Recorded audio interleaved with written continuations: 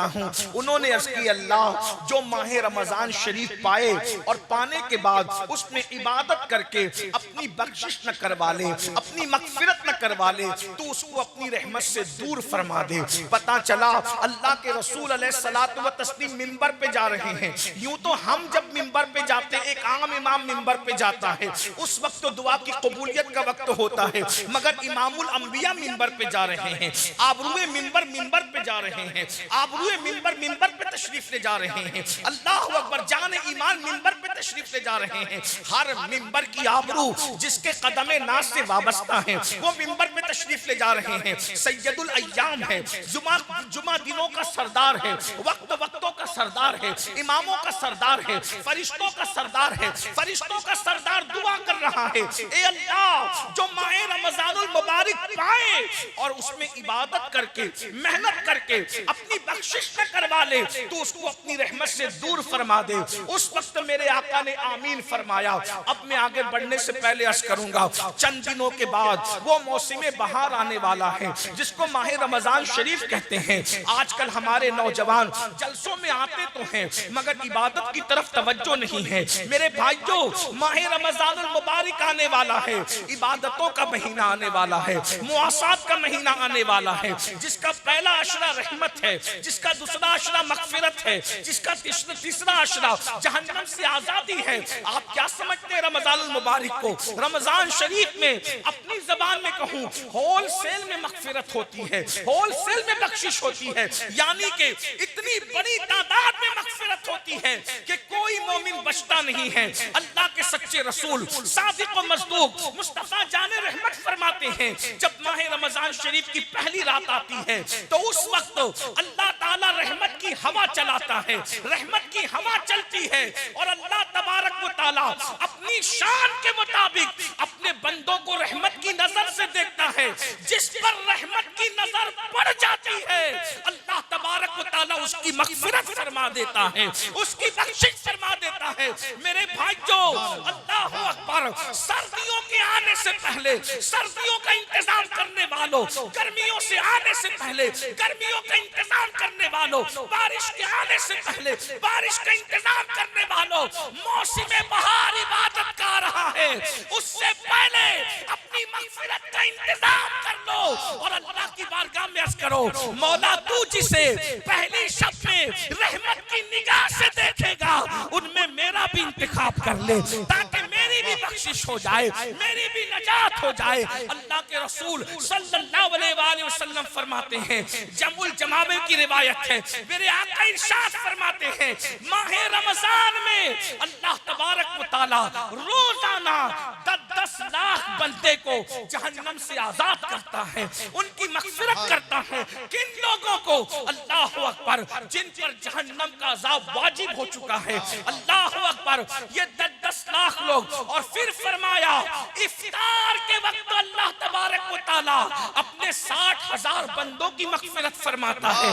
और जब जुमा का दिन आता है, हर लम्हे में अल्लाह ताला 10 लाख बंदों को जहन्नम से आजाद करता है।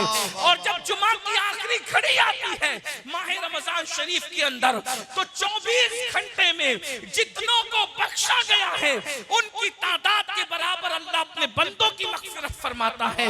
मेरी कौम के जवानों, माह रमजान शरीफ को क्रिकेट का महीना ना बनाओ। रात भर लोग क्रिकेट खेलते हैं और दिन भर सोते पड़े रहते हैं।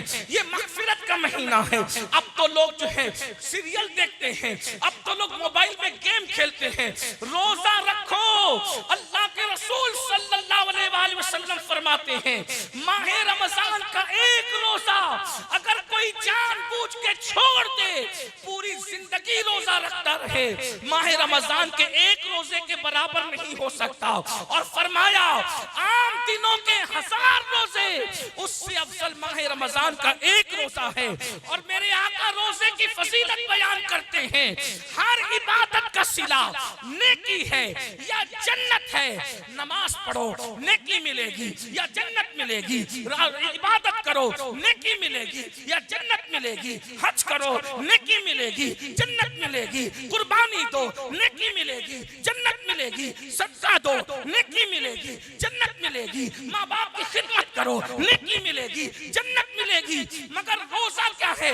मेरे आका फरमाते हैं, अल्लाह फरमाता है रोजा मेरे लिए है और मैं ही उसकी जजा हूँ। यानी रोजेदार को खुदा मिल जाएगा। आका इरशाद फरमाते हैं रोजेदार को दो खुशियां नसीब होती है, एक इफ्तार के वक्त होती है और दूसरा लिकाए रहमान के वक्त होती है। यानी रोजेदारों को अल्लाह के दीदार का शरबत पिलाया जाएगा।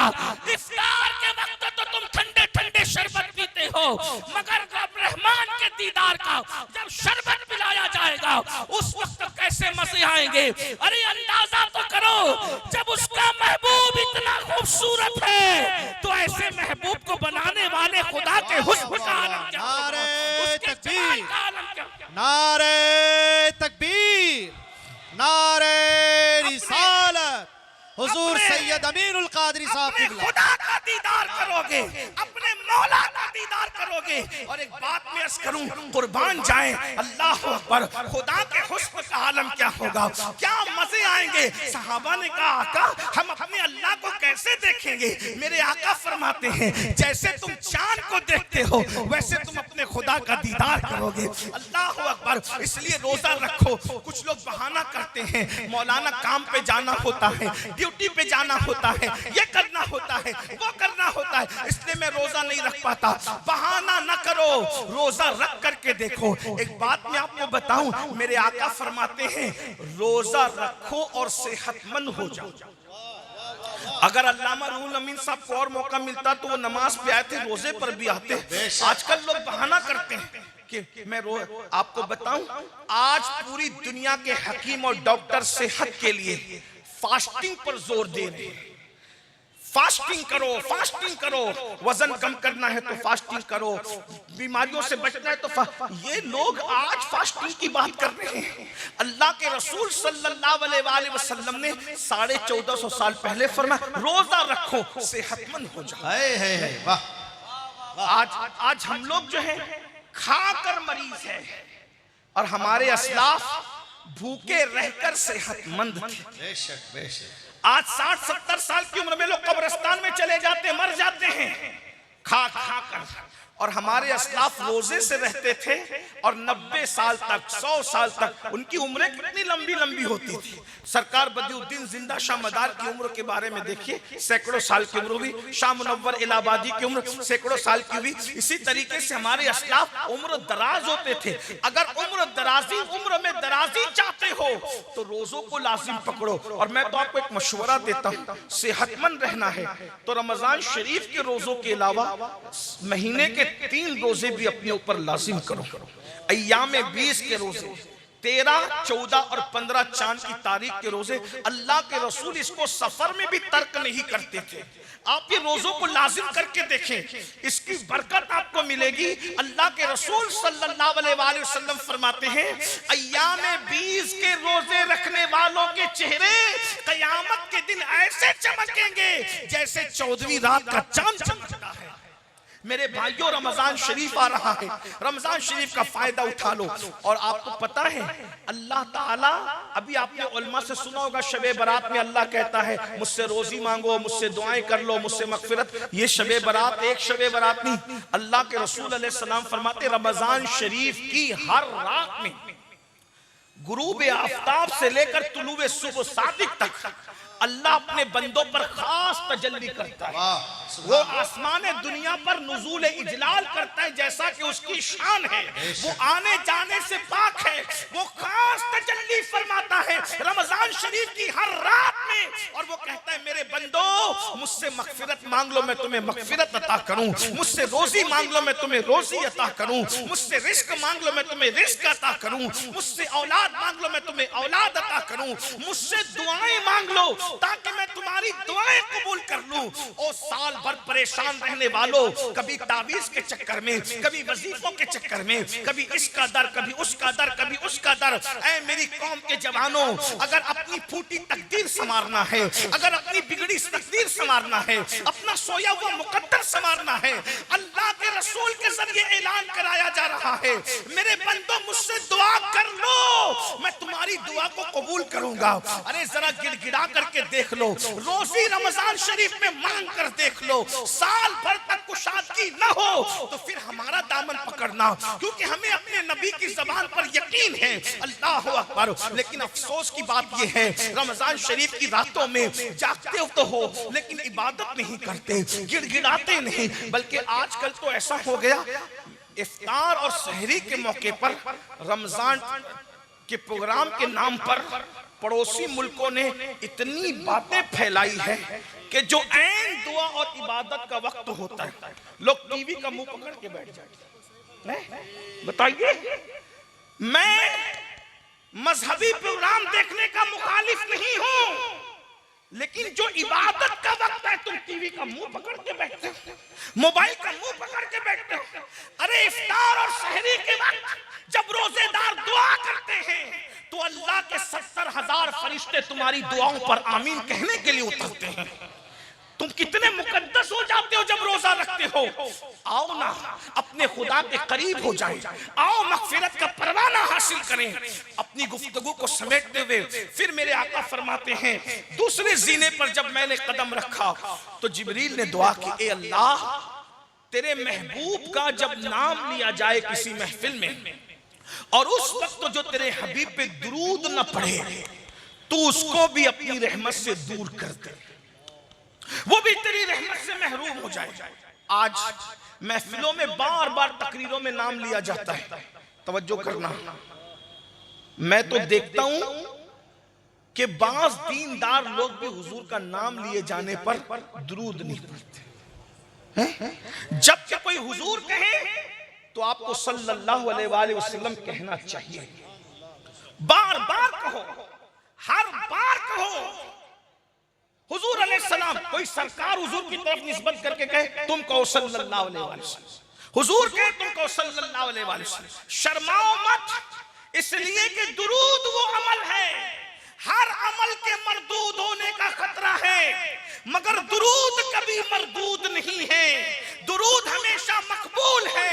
बुजुर्गों ने फरमाया, जिस इबादत के रास्ते जाओगे खतरा है कि रद्द कर दिया जाए, मगर दुरूद के दरवाजों से जाओगे तो अल्लाह ताला तुम्हें कबूलियत का शरफ अता कर देगा। इसलिए दुरूद को लाजिम पकड़ो। और महफिलों में तो नारा लगाने में सबकी आवाज निकलती है, लेकिन दुरूद पढ़ने में आवाज नहीं निकलती। दुरूद को क्या समझा? अल्लाह के रसूल अलैहिस्सलाम फरमाते हैं, जो मुझ पर दुरूद पढ़ना भूल गया वो जन्नत का रास्ता भूल गया। लोग हमसे कहते हैं हुजूर के दीदार का कोई वजीफा है, मैंने कहा दुरूद से बड़ा कोई वजीफा दीदार रसूल का नहीं। लोग कहते हैं मदीने मुनव्वरा जाना है, दौलत नहीं है। ऐ मेरी कौम के जवानों, कोई दौलत से मदीने नहीं जाता, बल्कि हुजूर की इज्जत से मदीने मुनव्वरा जाता है, हुजूर की अता से जाता है। जिसे चाहा दर पे बुला लिया, जिसे चाहा अपना बना लिया। ये बड़े करम के है फैसले, ये बड़े नसीब की बात है। अगर मदीने मुनव्वरा जाना चाहते हो, कसरत से दुरूद पढ़ा करो। एक बात बताऊं, जबान में तासीर होगी, दुरूद पढ़ो, चेहरे चमकेंगे, दुरूद पढ़ो, औलाद फरमा बरदार होगी, दुरूद पढ़ो, मुसीबतें टलेगी, दुरूद पढ़ो। ये काम कोई काम बिगड़ने नहीं देता, बिगड़ी भी बना देता है। सबना में मोहम्मद, हुजूर का नाम लिया करो, हुजूर पे दुरूद पढ़ा करो। कम से कम 500 मर्तबा हर उम्मती जरूर दुरूद पढ़ा करे। पता है आपको 500 मर्तबा दुरूद पढ़ने में सिर्फ 10 मिनट लगते हैं। सल्लल्लाहु अलैहि वसल्लम, ये मुख्तसर सा दुरूद शरीफ है, 10 मिनट में हो जाता है। और अगर 1000 बार दुरूद पढ़ोगे ना तो मेरे आका फरमाते हैं 1000 मर्तबा दुरूद पढ़ने वाला, उससे पहले उसको मौत नहीं आएगी जब तक कि वो मेरा दीदार न कर ले, जब तक कि जन्नत में उसका ठिकाना उसको बताना दिया जाए। मेरे भाइयों, क्यों किसी की गिबत करते हो, क्यों किसी की चुगली करते हो, क्यों किसी का जिक्र करते हो? अपनी महफिल में किसी और का जिक्र करने की बजाय अपने महबूब का जिक्र किया करो। आपको पता है सुल्तान महमूद गजनवी, उनके इंतकाल के बाद बरसों बाद उनकी कब्र खुली तो कफन भी मैला नहीं हुआ था। तो लोगों को पता चला ये बादशाह होकर उस वक्त तक सोता नहीं था जब तक 1000 मर्तबा मुस्तफा जान रहमत पे दुरूद नहीं पढ़ लेता था। याद रखना, जो कसरत से दुरूद पढ़ेगा उसका कफन भी मैला नहीं होगा, जो कसरत से दुरूद पढ़ेगा उसकी कब्र की मिट्टी उसके जिस्म को नहीं खाएगी। दुरूद पर तो बहुत सी बातें हैं। एक वाकया मुझे याद आता है, मदीने मुनव्वरा जाने के शायकीन इसको गौर से सुने, ये बहुत पुराना नहीं, अभी माजी करीब का वाकया है। गुजरात की सरजमीन पर, मौलाना गुजरात से आए हैं इसलिए गुजरात की सरजमीन पर एक आशिक रसूल रहता था, बड़ा गरीब था, बड़ा मुफलिस था। याद रखना, इश्क रसूल वो दौलत है जो सिर्फ मालदारों को नहीं मिलती बल्कि गरीबों को भी मिला करती है। इश्क रसूल वो दौलत है जो सिर्फ खूबसूरतों को नहीं मिला करती, कम खूबसूरत लोगों को भी मिल जाया करती है। इश्क रसूल वो दौलत है जो सिर्फ पढ़े लिखे लोगों को नहीं मिलती, अनपढ़ लोगों को भी मिल जाया करती है। एक बात और अर्ज कर दूं, इश्क रसूल सिर्फ मुत्तकी लोगों को मिला नहीं करती बल्कि इश्क रसूल वो दौलत है कभी कम मुत्तकी लोगों को भी मिल जाती है। और याद रखना, जिसे इश्क मुस्तफा मिल गया उसे खैर कसीर मिल गया। इश्क से बड़ी दुनिया की कोई दौलत है ही नहीं। बल्कि ये सुन ले, जो आशिक रसूल बन जाता है वो फरिश्तों के आगे निकल जाता है। जहां फरिश्तों की हदे परवाज खत्म हो जाती है, कभी कभी आशिक उसके आगे निकल जाता है।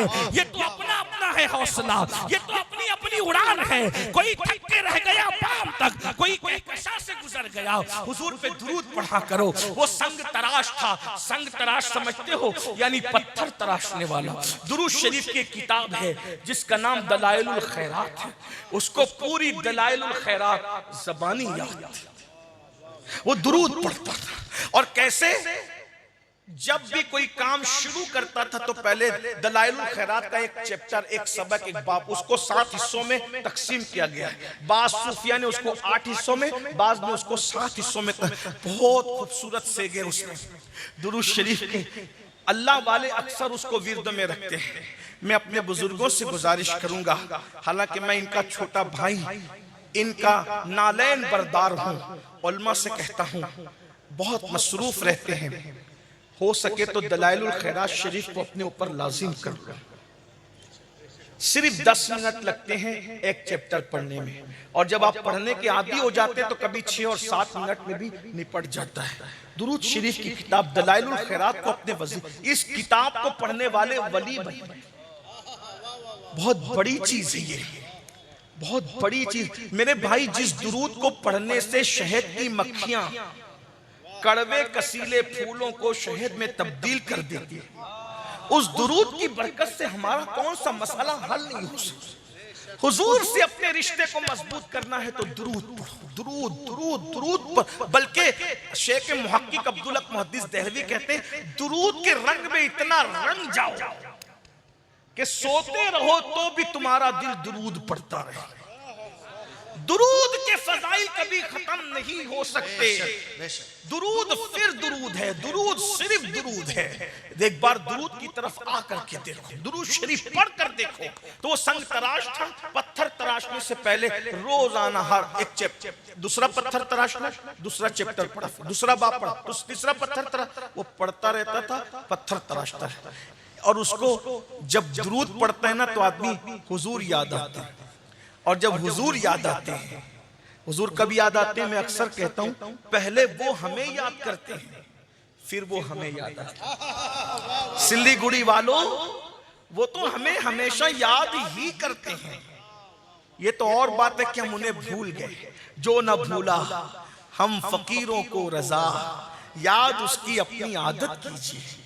हुजूर को याद करते रहो, फिर देखो नसीबा कैसे चमकता है। क्या हुआ, रो रहा है, हुजूर की याद में रो रहा। और हुजूर के इश्क में रोने से बड़ी भी कोई इबादत नहीं है। बहरहाल रोते रोते आंख लगी तो क्या देखा, एक तख्त बिछा है। अल्लाह के रसूल उसके ख्वाब में तशरीफ लाए और उससे कहते हैं, ए नौजवान, मेरे गुंबद का किंगरा टूट गया है, तुम आओ और आकर उसको तामीर करो। ये दीवाना जैसे ही ये हुजूर की तरफ से दावत सुनता है ख्वाब में, आंख खुल जाती है और पूरा घर खुशबू से मुअत्तर था।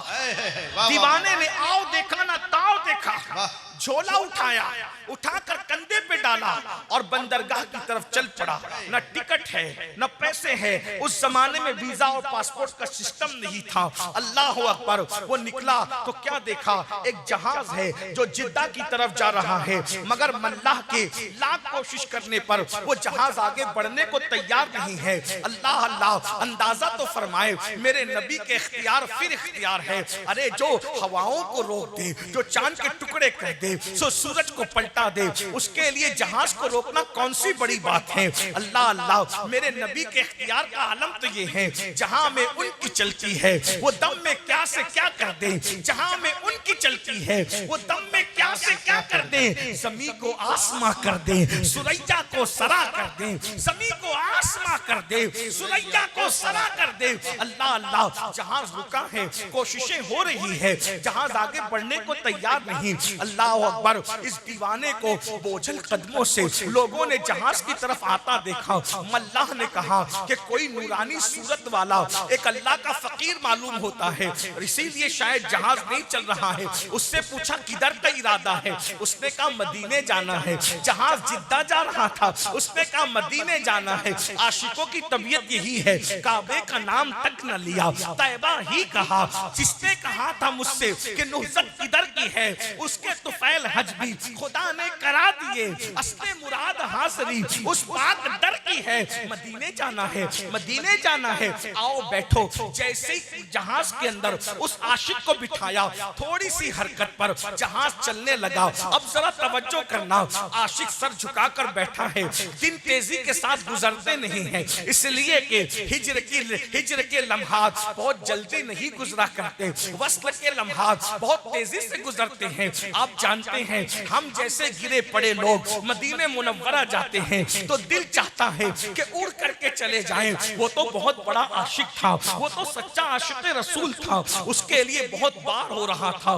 बहरहाल जिद्दा के करीब जब जहाज पहुंचा, इसको ख्याल आया सबको उसके मौलिम लेने आएंगे। मेरा तो कोई मौलिम ही नहीं है, मुझे कौन लेने आएगा। लेकिन जैसे ही जहाज से उतर रहे थे, हैरत हुई कि मदीने मुनव्वरा के गवर्नर, मदीने मुनव्वरा के खलीफा वहां पर मौजूद हैं और हर आने वाले से पूछते हैं, गुजरात से संग तराश तुम हो, गुजरात के संग तराश तुम हो। गुजरात के सब लोग बढ़ते जाते हैं, आखिर ये झोला लेकर फटे पुराने कपड़े पर अल्लाह अकबर, अल्लाह का फकीर आशिक रसूल दुरूद पढ़ते निकला। तो कहा तुम संग तराश हो, गुजरात से आने वालों। हाँ मैं ही हूँ, लेकिन तुम्हें कैसे पता कि मैं संग तराश गुजरात से आने वाला हूँ। अल्लाह अकबर। और तुम कौन हो? उन्होंने कहा मैं शरीफ मदीना हूँ, मदीने मुनव्वरा का गवर्नर हूँ। मदीने का गवर्नर मेरे लिए पूछ रहा है, आखिर तुम्हें पता कैसे चला कि मैं गुजरात का संग तराश हूँ? कहा सुनो,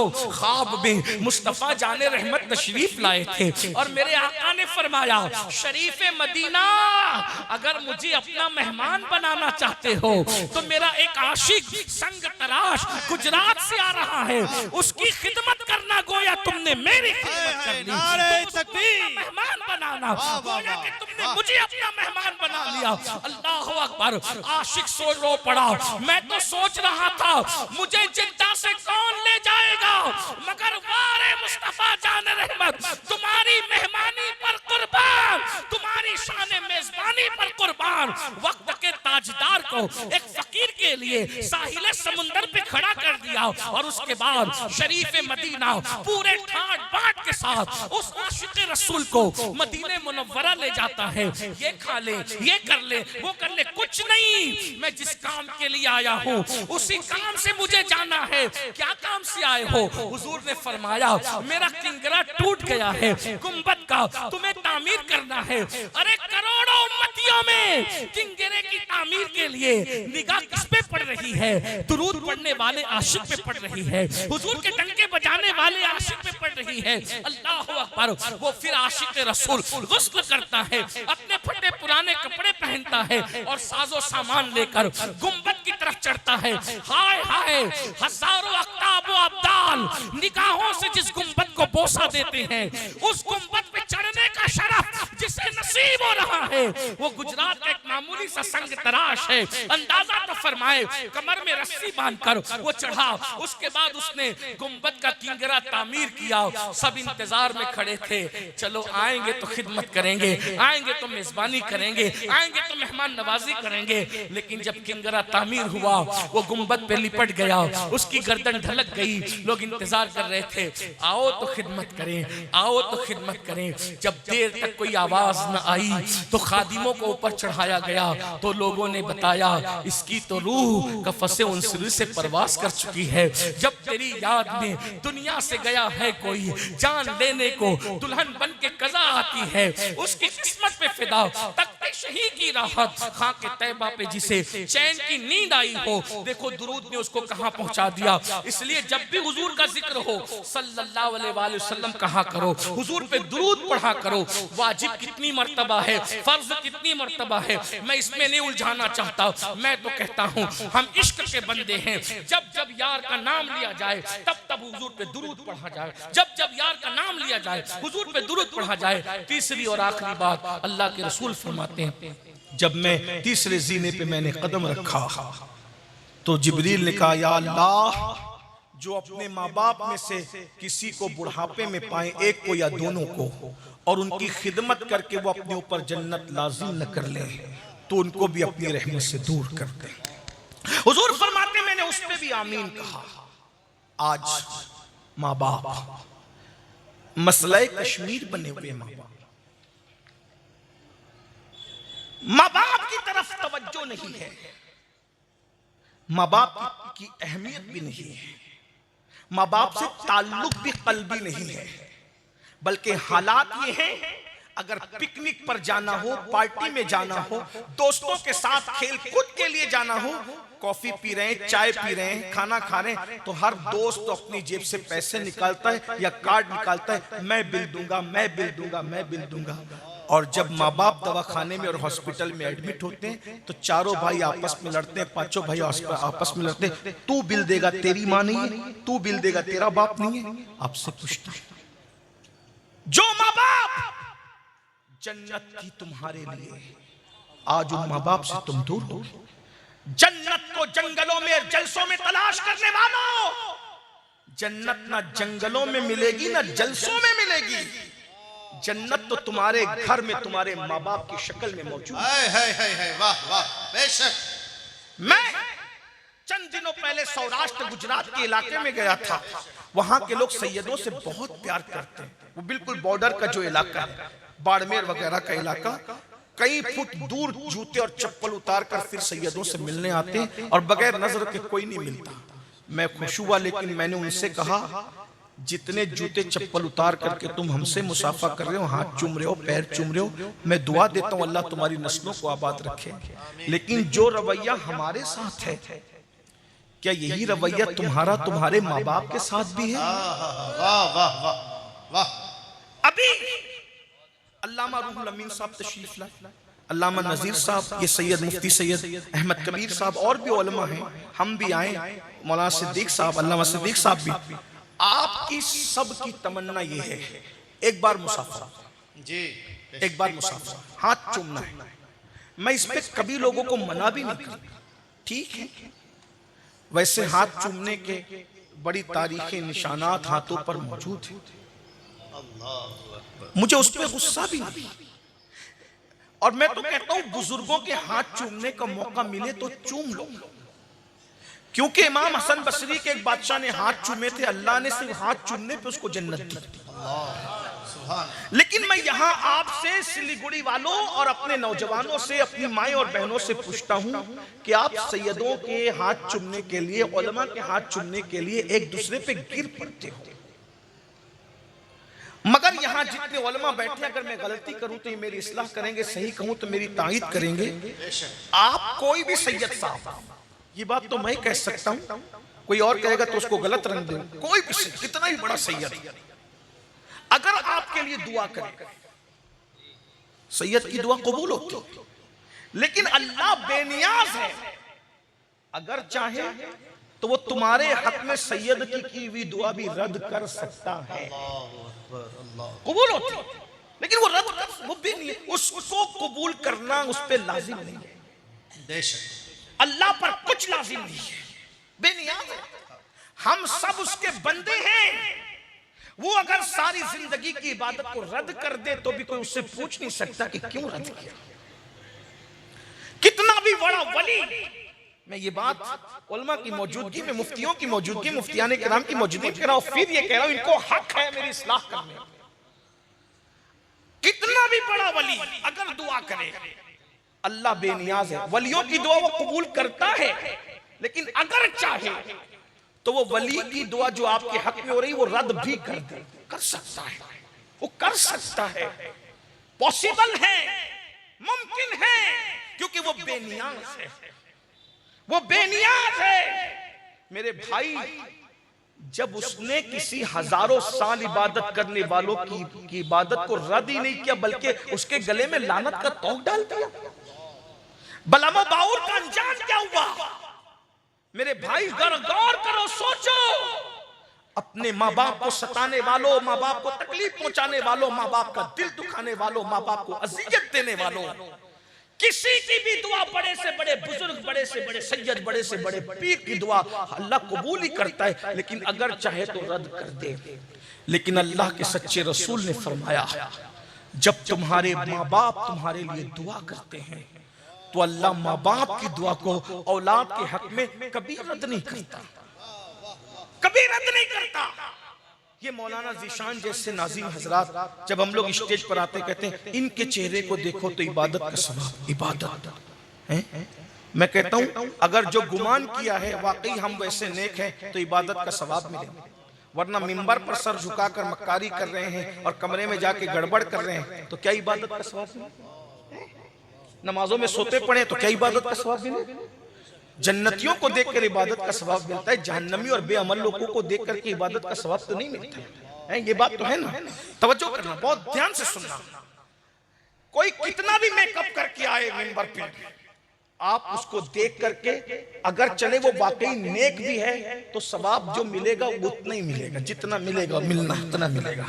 लेकिन वो माँ बाप जिनके सीधे साधे चेहरे जिस पे झुर्रियां पड़ी है, कोई मेकअप नहीं, कोई साबुन नहीं, कोई फेस वॉश नहीं, लेकिन और फिर यहां इबादत का सवाब तकवे की बुनियाद पे है। अगर तकवा नहीं है तो इबादत का सवाब नहीं मिलेगा हमें देखकर। नमाज नहीं है तो इबादत का सवाब नहीं मिलेगा हमें देखकर।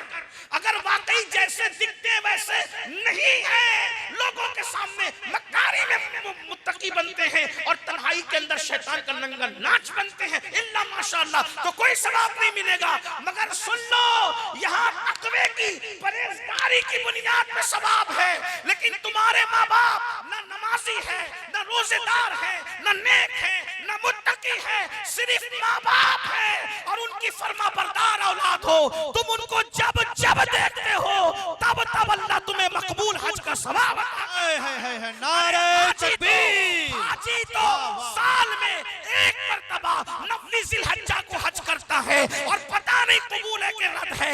लाखों रुपए खर्च करके कबूलियत की कोई सनद नहीं है। ऐ माँ बाप को देखने वाले, तू जितनी मर्तबा देखेगा अल्लाह तुझे उतनी मर्तबा मकबूल हज का सवाब अता फरमाएगा। 10 मर्तबा देखे तो 10 मर्तबा, 20 मर्तबा देखे तो 20 मर्तबा, 100 मर्तबा देखे तो 100 मर्तबा। अफसोस अपने माँ बाप के पास बैठने के लिए तुम्हारे पास टाइम नहीं है, वक्त नहीं है।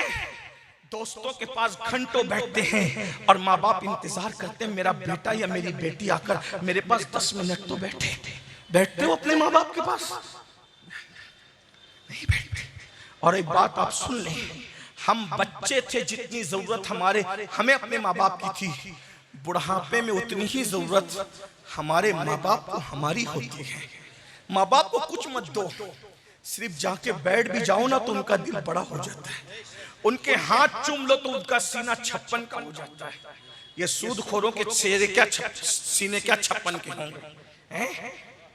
ये सीना 56 का उनका होता है जो माँ बाप के जब तुम हाथ चूमते हो, जब तुम उनकी कदम बोसी करते हो।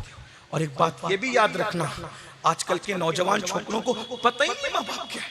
अल्लाह के रसूल अलैहिस्सलाम फरमाते माँ बाप राजी अल्लाह राजी, माँ बाप नाराज अल्लाह नाराज। यहां तक फरमाया अगर किसी के माँ बाप नाराज हैं तो अल्लाह उसकी नमाजें और उसकी दुआएं भी कबूल नहीं करता। माँ बाप को बहन के यहाँ छोड़ दिया, माँ बाप को यहाँ छोड़ दिया, और अल्लाह के रसूल क्या फरमा रहे, जो अपने माँ बाप की खिदमत करके माँ बाप को राजी न कर ले, अपनी मगफिरत न करवा ले, जन्नती न हो जाए, अल्लाह उसे अपनी रहमत से दूर कर दे।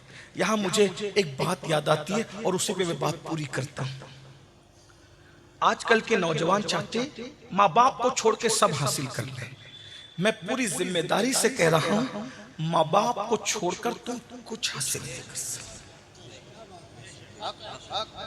कोई खुशी तुम्हारे दामन में नहीं। बद्दुआ के तौर पे नहीं कह रहा हूँ, आगाह करने के लिए। हम तो अपने मुखालिफिन के लिए बद्दुआ नहीं करते, आप तो हमसे मोहब्बत करते हो। नात खानों पर आप पैसे लुटाते हो, देना चाहिए नात खानों को, नजर मना नहीं करता, मैं किसी चीज से मना नहीं कर रहा। क्या ऐसे कभी माँ बाप पे भी लुटाया है? अपने पीरों के आगे हाथ बांध के खड़े रहते हो, ऐसे ही हाथ बांध के कभी माँ बाप के आगे भी खड़े रहे हो? अपने मुर्शिदों के जूते सीधी करने के लिए झगड़ते हो, कभी अपने माँ बाप के भी जूते ऐसे सीधी करते हो? ये बात मैं आपसे कह दूं, तुम्हारा सबसे बड़ा मुर्शिद तुम्हारे माँ बाप है। अगर तुमने माँ बाप को छोड़ दिया, जिंदगी में क्या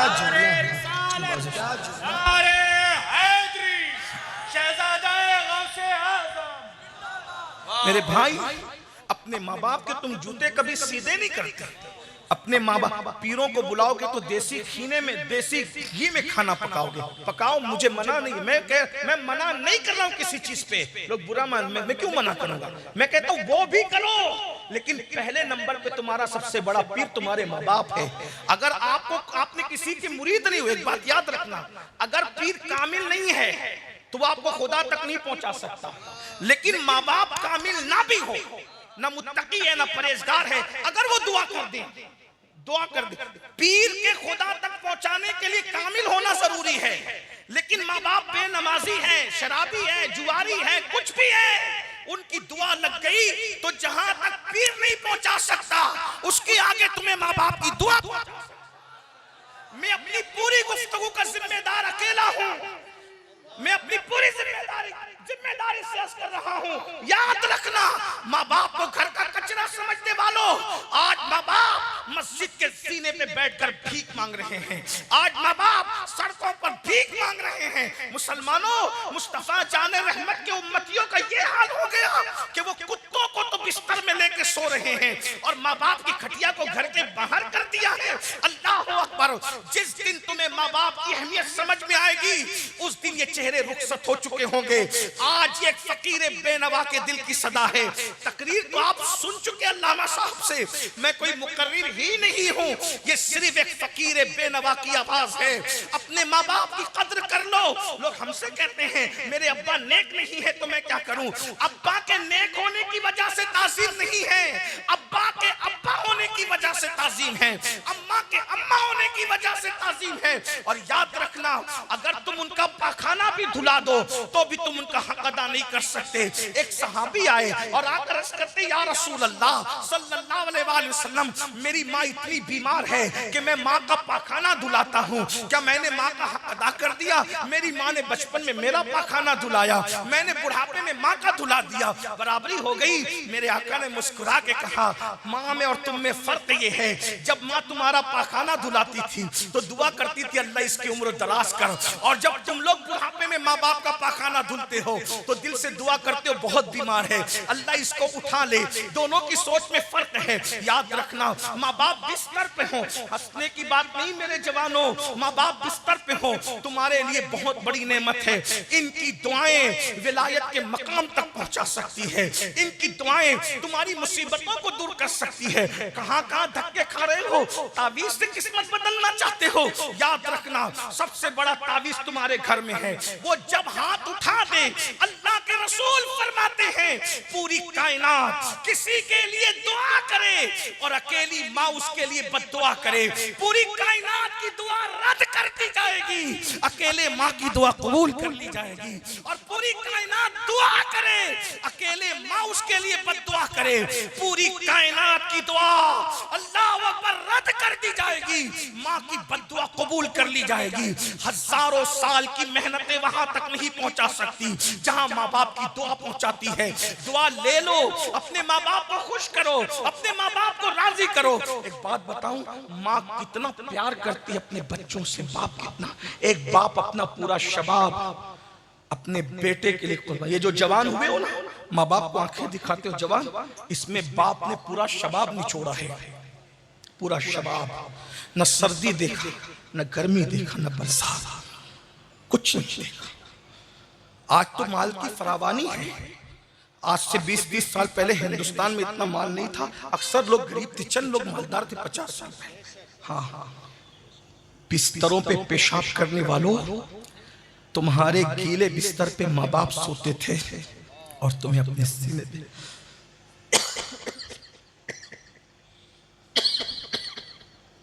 तुम्हें अपने सीने पे सुलाते थे। नींद थक के आता था बाप मेहनत करके, और आधी रात को जब तुम्हारा पेट दर्द करता था तुम रोते थे, बाप गुस्सा नहीं करता था, गोद में उठाता था, तुम्हारी माँ को देता था। देखो इसको क्या हो गया। माँ दूध पिलाती थी फिर भी चुप नहीं होते थे। माँ जानती थी कि वो तुम उसकी बात नहीं समझते, फिर भी वो मुंह चूम के कहती थी मेरे लाल तुझे क्या हो गया, बताना तुझे क्या हो।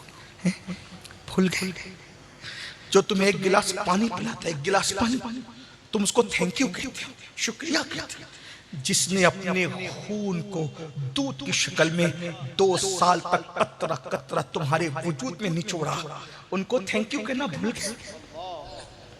बताओ कहां गए, किस दुनिया में जिंदगी गुजार रहे हो।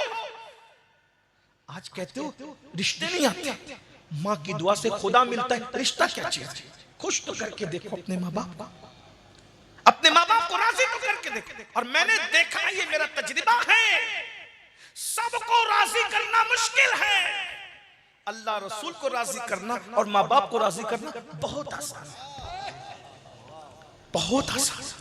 इनके कदम तो पकड़ के देखो, इनके पास बैठो ना, एक माँ को ऐसा लगता है जैसे मैं मलिका बन गई हूं जब उसका बेटा उसके गोद में सर रख कर थोड़ी देर लेटता है। तुम्हें बड़े बड़े अलकाबात अच्छे लगते हैं, सर सर, हजरत, किबला, काबा, याद रखना सारे अलकाबात में दिखावा हो सकता है, सारे अलकाबात जरूरत के तहत हो सकते हैं। लेकिन एक बात मैं सच्ची कहूं, पूरे हिंदुस्तान भर में, हिंदुस्तान के बाहर भी लोग पता नहीं क्या क्या कहते हैं, सब सुनकर दिल को तसल्ली नहीं होती। लेकिन जब घर जाते हैं ना, एक मर्तबा माँ बेटा कह के पुकारती है, सारे अलकाबात का हुस्न उस एक लफ्ज बेटा के अंदर सिमट कर आ जाता है। और एक बात याद रखना, जिस दिन ये बेटा कहने वाली आवाज न रहेगी, तुम तलाश करो, ढूंढोगे, तुम ढूंढोगे, तलाश करोगे मेरे अजीज, मेरे भाई, तुम तलाश करोगे। बल्कि उस वक्त तो तुम दुआएं करोगे, काश कि अम्मी ख्वाब में दिखती तक नहीं, मगर फिर वही चेहरे कदरे नेमत बादे ज़वाल, जब ये चेहरे मट्टी में मिल जाएंगे, कभी ख्वाब में भी नजर नहीं आएंगे। आज इनकी कदर कर लीजिए। मैं आपको खुदा का वास्ता दे के कहता हूँ और अपनी बात को आखिरी हैसियत देते हुए करता हूँ, मुझे नहीं पता मेरी बात आपको कितनी पसंद आएगी या नहीं, लेकिन मेरी हैसियत आपके मेज़बान की नहीं, आप मेरे मेहमान नहीं, आप मेरे लिए मरीज की हैसियत रखते हो। डॉक्टर न मरीज की पसंद की दवा देता है, न अपनी पसंद की, वो ज़रूरत की देता है। मैं बस आखिरी इतनी बात कह करके जा रहा हूँ, मेरे जवानों, अच्छी तरह याद रखना, एक वक्त तो आएगा तुम अपनी माँ को जरूर याद करोगे, तुम अपने बाप को जरूर याद करोगे, उनकी मोहब्बतें। और एक ये भी सुन लो, अल्लाह के रसूल अलैहिस्सलाम ने फरमाया, कमा तदीनु तुदान,